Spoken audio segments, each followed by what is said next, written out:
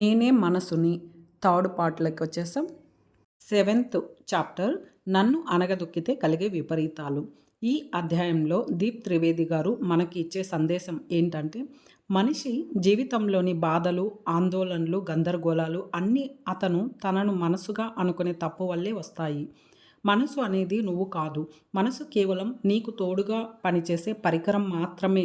కానీ నువ్వు దానితో ఏకమైపోతే అప్పుడే నీ జీవితం సమస్యలతో నిండిపోతుంది. మనసు అంటే ఏమిటి? నువ్వు అంటే ఏమిటి? మనసు ఒక ప్రవాహం. అందులో ఆలోచనలు, భావాలు, జ్ఞాపకాలు, భయాలు, కోరికలు నిరంతరం ప్రవహిస్తూనే ఉంటాయి. కానీ నువ్వు ఆ ప్రవాహం కాదు.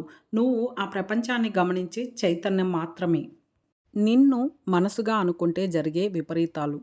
1. ఆలోచనల బంధనం. మనసులో ఏ ఆలోచన వచ్చినా దానిని నిజం అనుకుంటావు. అది నిన్ను బంధిస్తుంది. 2. భయాల పెరుగుదల. నేను నా మనసు అని అనుకున్న క్షణం నుంచి భవిష్యత్తుపై భయాలు, గతంపై పశ్చాత్తాపాలు మొదలవుతాయి. 3. అహంకారం. ఇగో.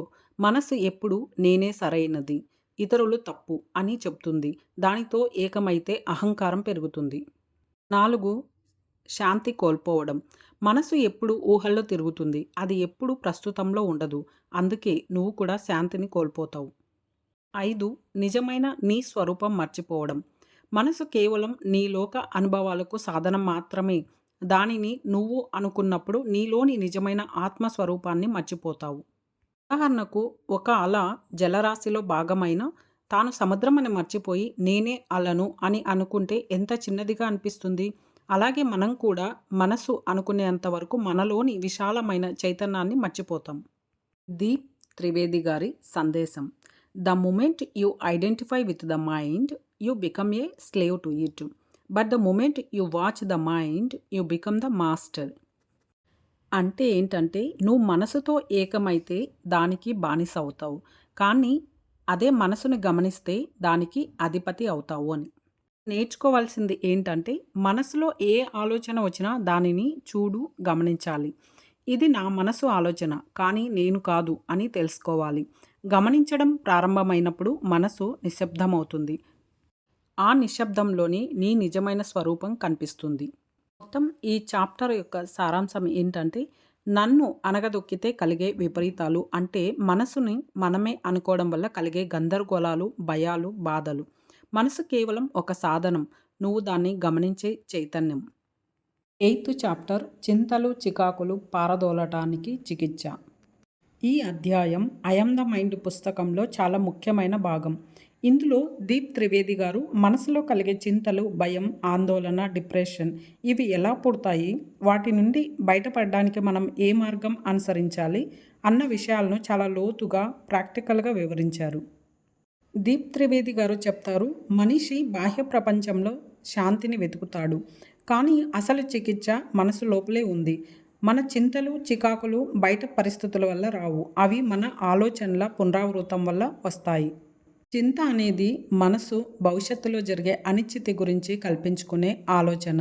ఉదాహరణకు, ఏమవుతుందో, నా పని సక్సెస్ అవుతుందో లేదో. ఇవి వాస్తవం కాదు, ఊహ మాత్రమే. దీప్ త్రివేది గారు చెప్తారు, చింత అనేది భవిష్యత్తు మీద నమ్మకం లేకపోవడం. మనసు ఎప్పుడూ నేను నియంత్రించాలి అనే తపనలో ఉంటుంది. అదే చింతకు మూలం. దీనికి పరిష్కారం భవిష్యత్తు మీద నమ్మకం ఉంచుకోవడం.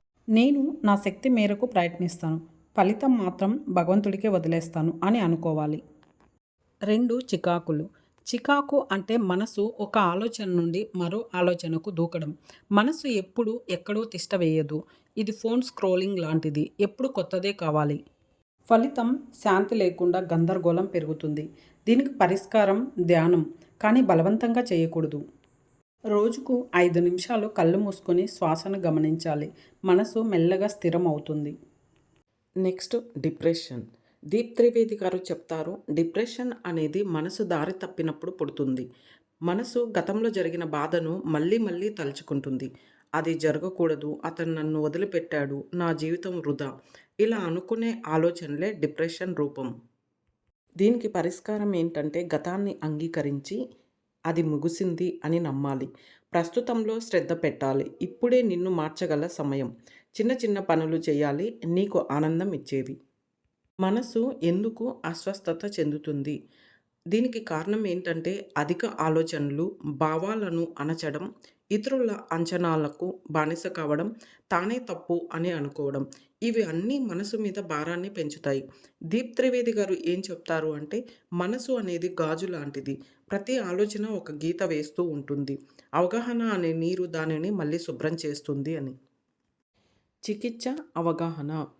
మనసుని నయం చేసే ఔషధం అవేర్‌నెస్. అంటే నీ ఆలోచనలను గమనించడం. వాటిని తీర్పు లేకుండా చూడటం.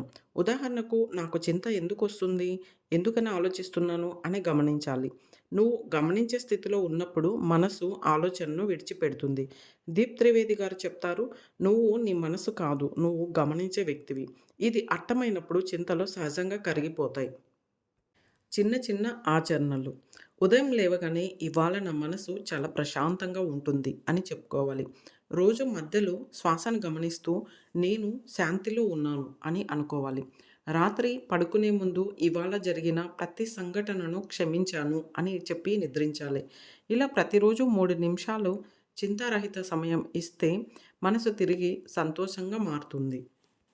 ఫైనల్‌గా చింత, చికాకు, నిరాశ ఇవన్నీ మనసు మాయలు. నువ్వు అవగాహనతో వీటిని గమనిస్తే అవి నీ మీద అధికారం కోల్పోతాయి అని దీప్ త్రివేది గారు చెప్తారు.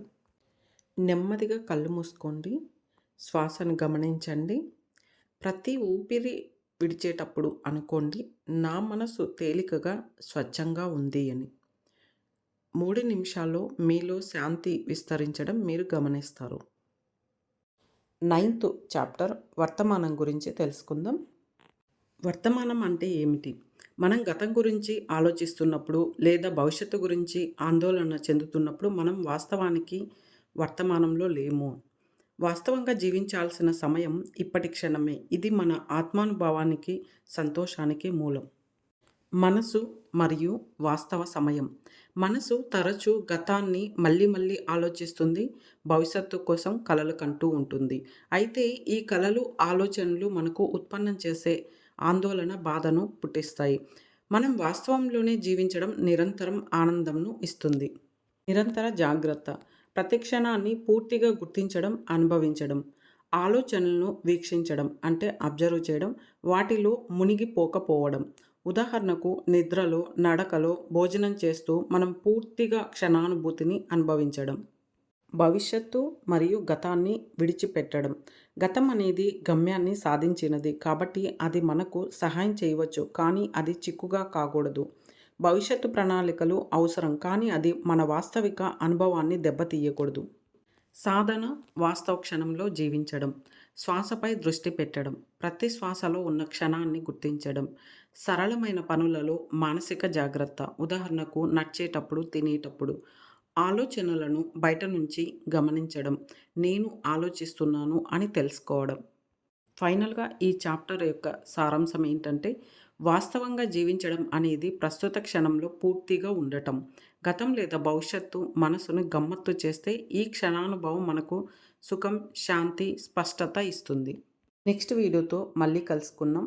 Thank you. Like and subscribe my channel.